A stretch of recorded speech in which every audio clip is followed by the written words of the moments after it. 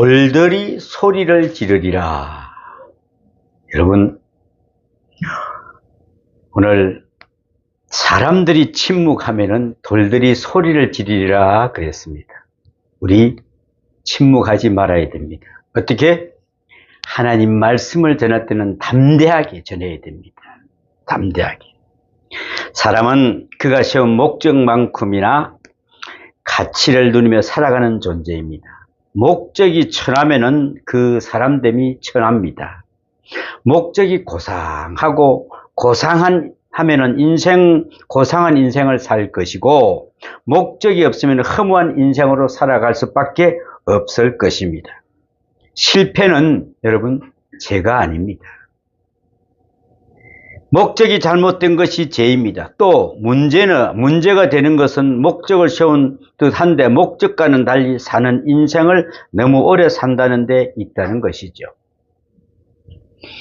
목적을 세운 듯한데 목적과는 달리 사는 인생을 너무 오래 산다는 데 있습니다. 목적은 동으로 간다고 하면서 살기는 서로 가고 있다 그랬습니다. 늘 반대로 가고 있죠.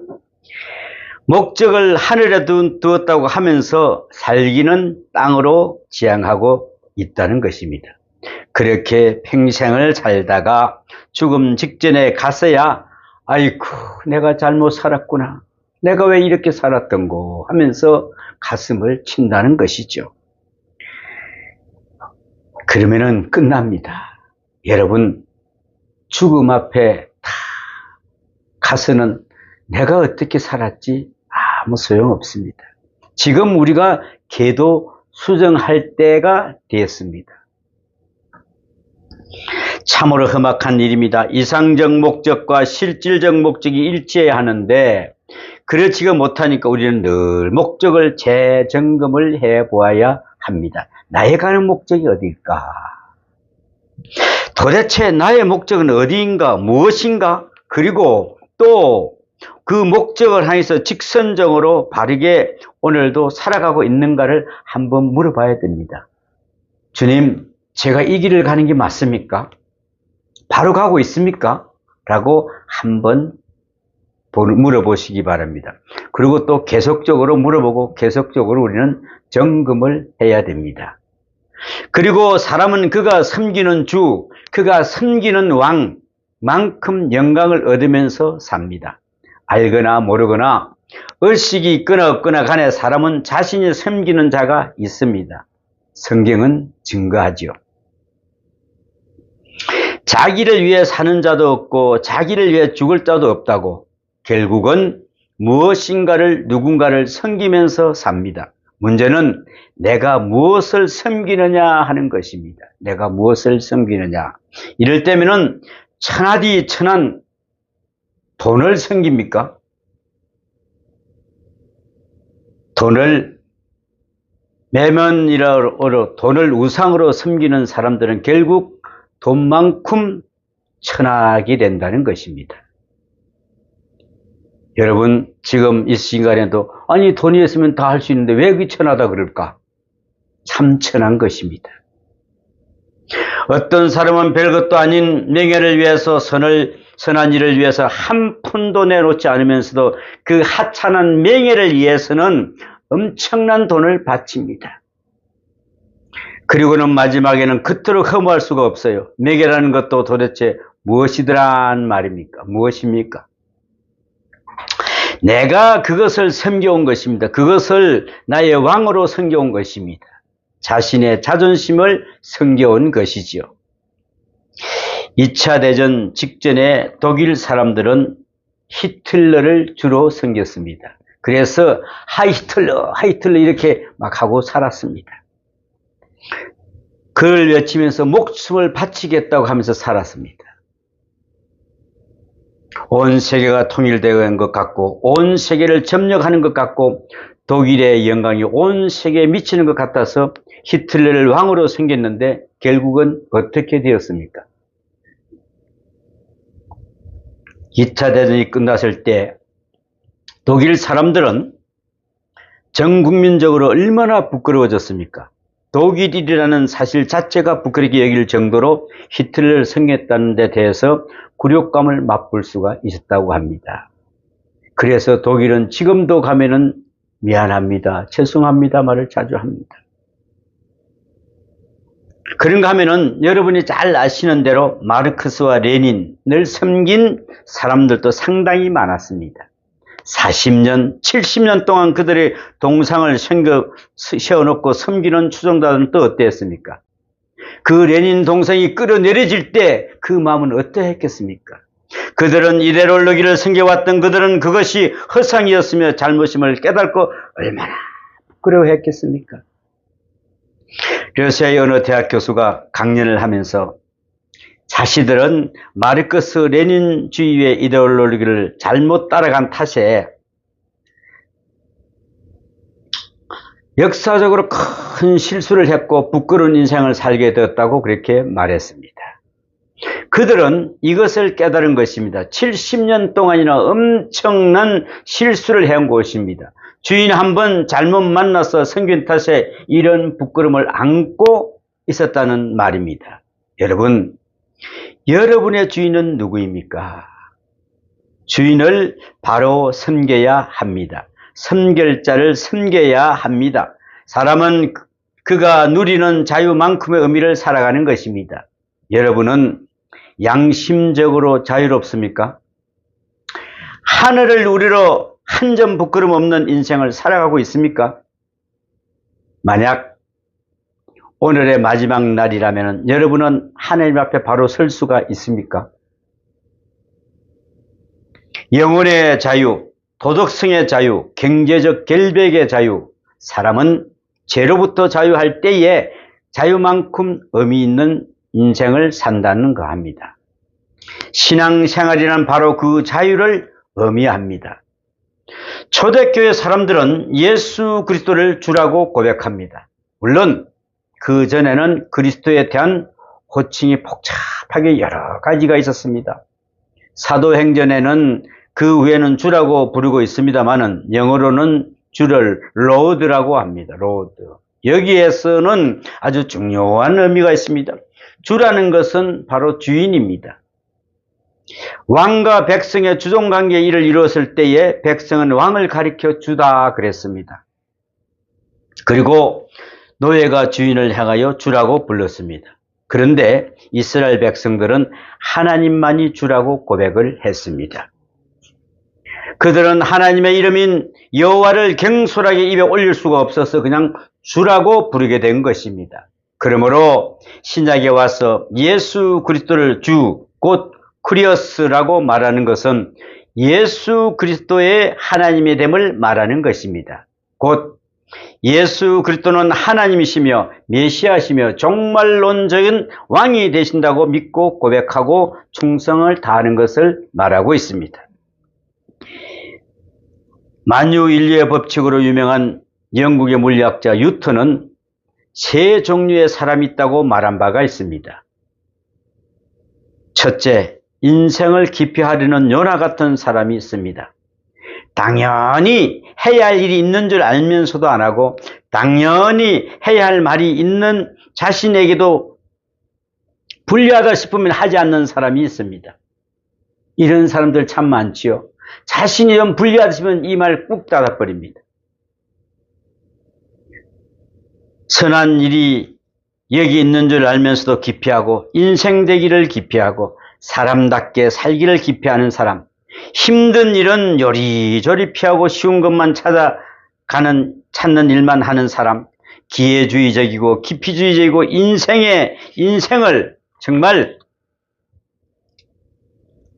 기피주의적으로 인생을 사는 그런 사람들이 있습니다. 둘째로 말을 타고 가되 달리는 말에 모가지에 간신히 매달려 가는 것 같은 사람이 있다 그랬습니다. 말이 달릴 때 그 말 모가지에 사람이 붙들리면 어떻게 되겠습니까? 말을 잘 타는 사람이야 아무리 말이 거친 말이라도 일단 올라타면은 꽃비 탁 잡고 제끼면은 그 말은 마음대로 제어할 수가 있습니다만은 이리 갈 수도 있고 저리 갈 수도 있다고 합니다만은, 그러나 말 잘 탈 줄 모르는 사람은 급하게 달리는 말 위에서 등달아 초조하고 급해집니다. 야, 여기서 떨어지면 나는 끝장이구나. 어떻게 하면 좋지? 떨어지면 죽는다는 생각에는 아무리 고삐를 잡아채지만 그 말은 주인의 말을 듣지가 않습니다. 달리는 말에 매달린 사람, 지금 놓치면 죽는다는 생각에 말에 모가지를 콱 붙든 채 끌려가는 모습을 한번 생각해 보십시오. 어떤 모습일까요? 그 모습이 정말 처량하겠죠. 그렇게 평생을 사는 사람이 있습니다. 죽지 않고 살아남기 위해서 무엇인가 계속 끌려가는 사람, 생각할 겨를도 없이, 물을 겨를도 없이 어디인가를 무작정 끌려가는 사람이 있다는 것입니다. 그런 사람을 많이 보게 됩니다. 셋째, 자기를 창조한 하나님을 알고 자기를 위해서 죽으신 그리스도를 알고, 그리고 그 하나님께서 자신의 운명을 온전히 위탁하고 평안과 자유를 누리면서 하는 사람이 있습니다. 여러분에게 묻습니다. 여러분은 어느 쪽입니까? 분명히 이 셋 가운데 하나일 것입니다. 이 안에도 없습니까? 복음서에 보면은 그리스도께서 역사하실 때에 처음에는 사람들에게 의원으로 알려집니다. 왜 의원으로 알려졌을까요? 가는 곳마다 병을 고침으로써 사람들은 예수를 희한한 의사라고 생각을 합니다. 참 희한한 의사잖아요. 주사도 하나 없고 뭐 꼬매는 것도 없고 아무것도 없는데 다 병을 낫게 해줍니다. 그 다음에는 잘 가르치시고 봉사함으로 봉사자 랍비로 알려집니다. 그리고 율법을 잘 가르침으로 율법의 해석자로, 이적으로 행사하심으로 근세의 사람으로, 능력의 사람으로 알려지고 인정받게 됩니다. 그러다가 마지막에 가서는 대속주로 나타납니다. 마태복음 16장에 예수님께서 죽을 자를 살리기 위해서 대신 죽으시는 대속물로, 대속주로 오셨음을 말씀하고 있습니다. 그리고 참된 제사장이요 죄인의 친구이기도 합니다. 그러나 빼놓을 수 없는 것은 예수님께서는 왕이라는 사실입니다. 이해합니까? 왕이십니다. 우리의 왕. 예수님께서는 불치의 병을 고쳐주시는가 하면은 나면서부터 소경된 자를 눈을 뜨게 해주시고 죽은 자를 살리시기도 하고 권능을 보여주십니다. 당신이 생명의 주시라 하는 것을 저들에게 나타내고 계시하고 계십니다. 예수 그리스도를 이해할 수 있는 여러 측면에서 가운데 가장 중요한 것이 그의 사죄권 행사임을 우리는 잊지 말아야 합니다. 사죄권. 내 죄를 사함받았느니라 라고 예수님께서는 말씀하십니다. 예수님께서 하나님이 되시고 하나님의 아들 되심을 증거하는 가장 중요한 문제라고 생각합니다. 우리가 예수 믿는 목적도 그가 우리의 죄를 사하실 수 있기 때문입니다. 예수님은 하나님이십니다. 하나님만이 죄를 사할 수가 있습니다. 우리는 남의 죄를 용서할 수는 없습니다. 그러나 남의 죄를 용서할 수는 있습니다. 혹은 내가 사과할 수도 있습니다. 그러나 죄를 사할 수는 없습니다. 죄는 하나님과의 관계이기 때문에 오직 하나님만이 제3의 권세를 행사하십니다. 그런데 예수님께서는 당당하게 내 죄를 사했느니라고 말씀하십니다. 바로 사죄권을 행사한 것이죠. 여러분, 예수님께서 병자가 왔을 때 뭐라고 외치십니까? 내 죄 사함을 받았느니라 이렇게 합니다. 내 믿음대로 되리라. 우리는 간절한 그 믿음 때문에 우리의 모든 것을 사함을 받은 것입니다. 이것은 정말 결정적인 사건입니다. 성경을 자세히 살펴보면 예수님은 본래부터 하나님이요 말씀으로 오셨습니다. 계시하시는 과정을 발전적임을 알 수 있습니다. 본래적인 모습을 한두 가지 나타내시고 부활하신 다음에는 만왕의 왕으로 이해되고 있음에 사도행전에서 나타나고 있습니다. 예수님은 살아계신 그리스도요 영원히 살아계실 왕이요 재림하실 분이요 역사를 심판하실 분이라고 이해하고 고백하게 됩니다. 복음서의 마지막에 이를 증거하고 있습니다. 마태복음 28장 20절에 내가 너희에게 분부한 모든 것을 가르쳐 지키게 하라.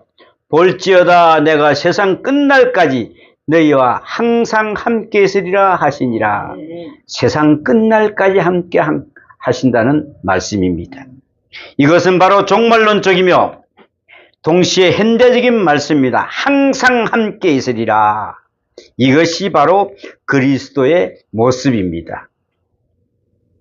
성경에는 예수님께서 메시아로 나타납니다. 선지자, 제사장, 왕으로 통합적으로 이상적으로 종말론적으로 말씀한 것이 바로 메시아입니다. 참 선지자요, 참 제사장이요, 참 왕이 바로 메시아입니다. 히브리서 7장 27절에 그는 저 대제사장들이 먼저 자기 죄를 위하고 다음에 백성의 죄를 위하여 날마다 제사 드리는 것과 같이 할 필요가 없으며 이는 그가 단번에 자기를 들여 이루셨음이라 그랬습니다.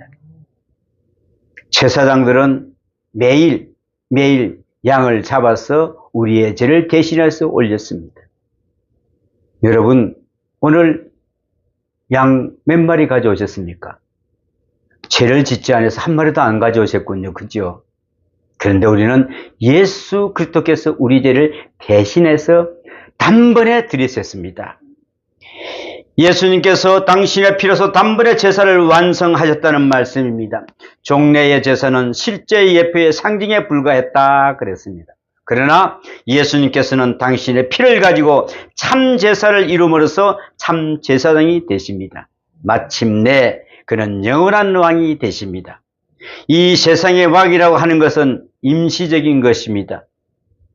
어느 정권이든 어느 권력이든 오래 가는 것은 없습니다. 다 무너집니다.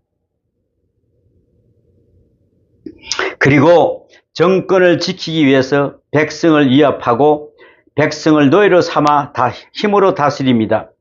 백성을 위한다고 하면서 백성을 괴롭히고 참 그러죠. 말은 국민을 위한 국민의 정부 해놓고 국민을 괴롭히고 있습니다.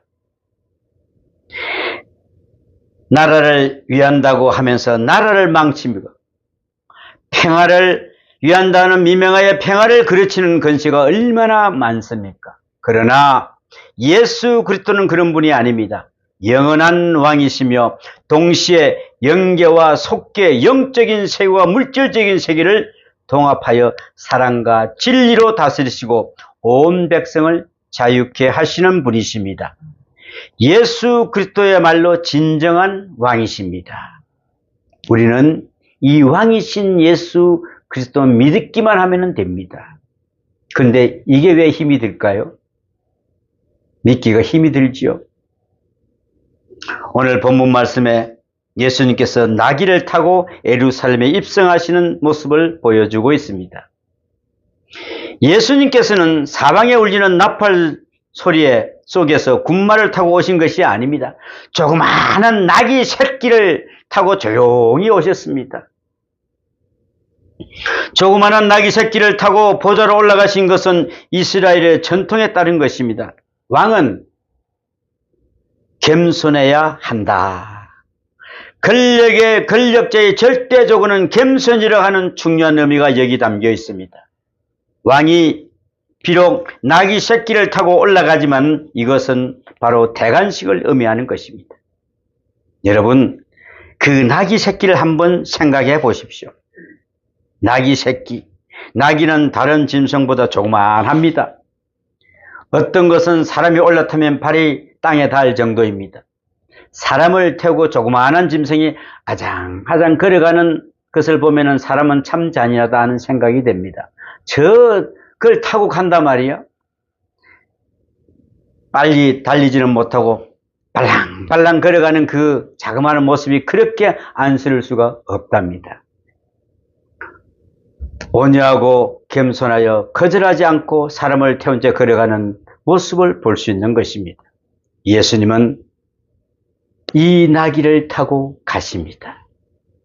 예수님께서는 아직 아무도 타보지 않는 나귀 새끼를 타고 예루살렘을 향하십니다. 여기에는 여러 가지 의미가 있습니다. 첫째, 예수님께서는 뒤로 물러남이 없이 앞서 가십니다. 나 저리 좀 둘러갈게, 뒤로 빠질게 하는 길이 없습니다. 왜요? 지금 앞에는 십자가가 기다리고 있습니다. 왕의 고난의 길을 앞서갑니다. 지금 앞서가는 십자가 앞에는 십자가가 있습니다. 엄청난 사건입니다. 그럼에도 불구하고 당당하게 예루살렘을 향하여 움직입니다. 여기에 위용이 있습니다. 놀라운 위상이 있습니다. 그리스도의 복음이 여기에 있는 것입니다. 이것은 악정고투 그때 간신히 얻으려는 영광이 아니오 승리가 아닙니다. 먼저 승리하고 나서 십자가의 길을 가는 것입니다. 승리는 이미 있는 것이고 결정적인 것입니다. 그리고 십자가의 길을 당당하게 올라가시는 예수님. 여러분, 이것을 한번 생각해 보셨습니까? 우리는 영화 같은 걸 나올 때 보면 예수님이 그냥 십자가를 지고 확 쓰러지는 이런 장면 봤습니다. 예수님은 승리하신 그 장면을 우리는 바라봐야 됩니다.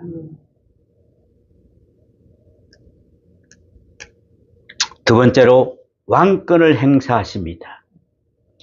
여기서 우리는 예수님의 예지력을 볼 수가 있습니다. 예수님께서 제자들에게 맞은편 말에 매여있는 나귀 새끼를 가져오되 주인이 물으면 주께 쓰시겠다라고 대답하라고 명하십니다. 주께 쓰시겠다. 이러다 주님께서는 남의 소유를 가져오라고 하십니다. 이것이 바로 왕권입니다. 모든 것이 왕의 소유입니다. 아마도 그 나귀의 주인은 주님을 알아봤던 것 같습니다. 나 같아도 물어봤을 건데 왜 가져가느냐고. 그런데 그 주인은 절대 말을 묻지 않았습니다. 왜 가져가느냐고 일체 안 물었습니다. 주께서 쓰시겠다고 하니까 그 한마디 끝났습니다. 예수님께서 행하시는 능력을 봤는지도 모릅니다. 어쩌면은 예수님께서 병고침을 받은 사람인지도 모르겠습니다. 아무튼 그는 메시아를 기다리는 사람이었으리라고 짐작이 됩니다. 그는 주께서 쓰시겠다는 말에 군설 없이 내놓았습니다. 여러분, 한번 생각해 보십시오. 주님께서 당신의 아들을 쓰시겠다고 내놓으라 하십니다. 선뜻 내놓을 수 있어야 합니다. 물질도 돈도 명예도 때로는 생명도 그렇습니다. 주께서 쓰시겠다고 하는 그 순간에 군말 없이 내놓을 수 있어야 합니다. 이것이 바로 충성입니다. 주님께서는 우리가 그렇게 하기를 원하고 계십니다. 주께서 쓰시겠다. 여기에 어떤 의도 있을 수가 없습니다. 이것이 바로 왕의 권세입니다. 셋째, 예수님께서는 모든 오해를 무릅쓰고 예루살렘에 입성하십니다. 예루살렘은 지금 바로 로마의 속국입니다. 로마가 이 나라를 다스리고 있습니다. 그런데 여기서 대관식 같은 행렬을 펼치다니 가능한 일이겠습니까? 많은 사람, 많은 정치적 오해가 비록될 수도 있습니다. 무서운 일입니다. 그럼에도 불구하고 예수님께서는 당당하게 나귀 새끼를 타고 올라가십니다.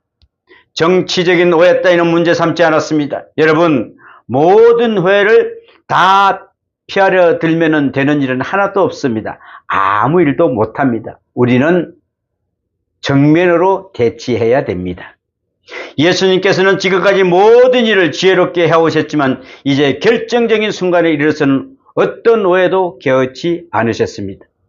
정치적인 문제도 전혀 개의치 않으십니다. 예루살렘을 향하여 거침없고 밀고 올라가시는 예수님의 모습을 볼 수 있습니다. 그때 많은 사람들은 자신의 옷을 예수님의 가시는 길에 깔고 승리의 상징인 종려나무 가지를 흔들면서 호산나, 호산나를 외칩니다. 호산나 주여, 지금 우리를 구원하소서. 우리는 당신의 구원을 기다립니다. 당신에게 모든 것을 맡깁니다라는 뜻입니다. 사람들은 예수님의 행렬을 따르며 호산나를 외칩니다. 이것은 하나님께 드리는 기쁨과 갈채요, 찬양과 송영입니다. 하나님께 영광을 돌리고 충성을 맹세하는 함성입니다. 무리 가운데 바리새인들이 이를 보고 예수께 말합니다. 선생이여, 당신의 제자들을 책망하소서라고 39절에 말하고 있습니다. 정치적으로 큰 문제가 된다는 우려 때문입니다. 예수님께서 말씀하십니다. 만일 이 사람들이 잠잠하면은 무엇이 소리 지른다고요? 돌들이 소리 지르리라. 이것이 무슨 말씀입니까? 전혀 잠잠할 수 없다는 것입니다. 잠잠해서는 안 된다는 것입니다. 당연히 소리를 질러야 하고 전파되어야 하고 영접받아야 하고 환영받아야 한다는 것입니다. 이 역사는 절대로 잠잠할 수 없는 것을 강조하고 계십니다. 여기 돌들은 예루살렘 성전의 돌, 성벽을 가리키는 것입니다. 실제로 이 말씀이 있은 후 40년 만에 예루살렘은 망하고 성전은 무너졌습니다. 이 사람들이 잠잠하면 돌들이 소리 지르리라. 대단히 중요한 말씀입니다. 반드시 영광을 받으셔야 하고 어떤 사건이나 어떤 여건에서도 하나님의 권세는 그대로 집행될 것임을 말씀하고 있습니다. 우리가 즐겨 듣고 있는 성담곡 가운데 메시아가 있습니다. 저는 옛날에 찬양도 하면서 이걸 몇 번 해봤는데, 작곡가인 헨텔은 몸이 약했습니다. 그리고 경제적으로 어려움이 많은 빚을 지고 있었습니다. 그 빚으로 고선을 당해서 결국은 감옥 생활까지 했습니다. 그는 믿음이 깊은 사람으로 감옥에서도 날마다 하나님 앞에 기도했습니다. 그러던 어느 날 하나님께서 큰 은혜를 받는 한상을 경험합니다. 이 한상은 메시아의 그 곡 작곡으로 이어졌는데 그 원 악보에는 아직도 그때의 흘린 눈물 자국이 남아있다고 합니다. 그는 눈물로 하나님 앞에 감사하고 기도하며 그 음악을 지었습니다. 이것을 작곡한 후에 그는 실명을 하게 됩니다. 그리고 다시 시간이 좀 흐른 뒤 고난주간에 메시아를 친히 지휘하고 그 다음 날에 세상을 떠났습니다. 여러분, 메시아를 한번 자세히 들어보십시오. 그리스도를 찬양합니다. 그 가운데 가장 중요한 가사가 있습니다. 그가 다스리신다. 그가 다스린다 하면서 우리 저거 할 때 참 이걸 연습을 나도 오래 한 것 같아요. 그가 다스린다. 만왕의 왕 그가 다스리신다. 역사를 다스리고 온 우주를 다스린다. 그가 그 고난 가운데서도 그리스도가 다스린다. 무려 43번이나 그가 다스린다고 외치고 있습니다. 이것이 바로 성담곡 메시아입니다. 헨텔은 이 음악을 통하여 하나님이 지배하시는 세계, 그리스도가 다스리는 세계를 높이 찬양하고 있습니다. 여러분, 한번 이 곡을 들어보십시오. 집에 가서. 헨텔의 메시아. 치면은 요즘도 많이 나옵니다. 한번 들어보십시오. 굉장히 웅장합니다. 페르시아의 사이러스 왕이 이웃 나라를 쳐들어가서는 그곳의 왕자와 그 부인고 그리고 아이들을 포로로 잡아왔습니다. 재판을 하고 사형을 집행하려는 순간 왕이 묻습니다. 왕자여, 만일 내가 당신을 낳아주면 어떻게 하겠소? 라고 물어봅니다. 그랬더니 저를 낳아주시면 내 모든 재산의 절반을 드리겠습니다. 그러면은 당신의 아이들을 낳아준다면 하고 다시 묻자. 아이들을 낳아주면 재산의 전부를 드리겠습니다라고 대답합니다. 마지막으로 사이러스 왕이 묻습니다. 당신의 부인을 낳아준다면 어떻게 하겠소?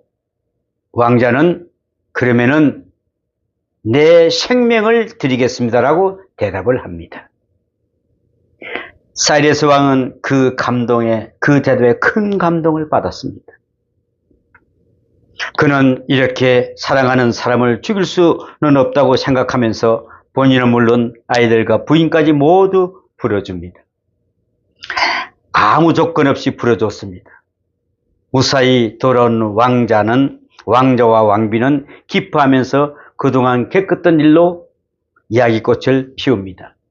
긴 이야기 중에 왕자는 그 아내에게 사이러스 왕 참 느름하고 잘생겼지라고 물어보니까 너무나도 훌륭한 왕이 아닌가라고 물어봅니다. 그러나 그 아내는 전 못 봤는데요 라고 이야기합니다. 그럼 당신은 그 시각에 도대체 뭘 봤어? 화가 날 거 아니겠어요? 그죠? 뭘 봤을까요? 왕비는 대답합니다. 저를 위하여 생명을 바치겠다 하는 당신의 얼굴만 보았습니다. 여러분, 우리를 위하여 죽으신 그리스도 아닌 다른 것을 한눈에 팔지 마십시오. 이 부인처럼 나를 생명을 바친 그 사람처럼 우리는 예수님께서 우리의 생명을 바쳐주지 않았습니까? 나를 위하여 죽으신 분 말고 어디를 보겠다는 것입니까? 누구를 따르겠다는 것입니까?